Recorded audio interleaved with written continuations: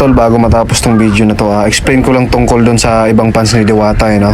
Nagtatampo pag hindi nakakapag-picture sa kanya. Yung iba nga dyan nagagalit pa. Ang daming sinasabi, masungit daw, mataray, keso ganyan, keso ganto. Huwag ganun mga tol. Intindihin din natin minsan yung sitwasyon ni Diwata.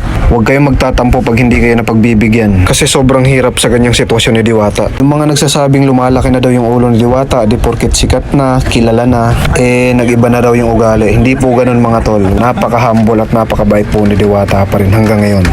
Love po ni Diwata lahat ng mga fans niya. So nagkataon lang talaga na minsan sobrang busy niyang tao. Kung marunong kang umintindi, maiintindihan mo yung sitwasyon ni Diwata. So yun lang mga tol, share ko lang. Love lang tayo. More blessings po kay Madam Diwata. God bless you po sa ating lahat.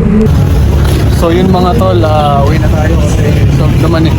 Yun na nga, bago yung kanin natin, nakatatlong rice tayo, goods din. Okay na. Laki ng manok, legit.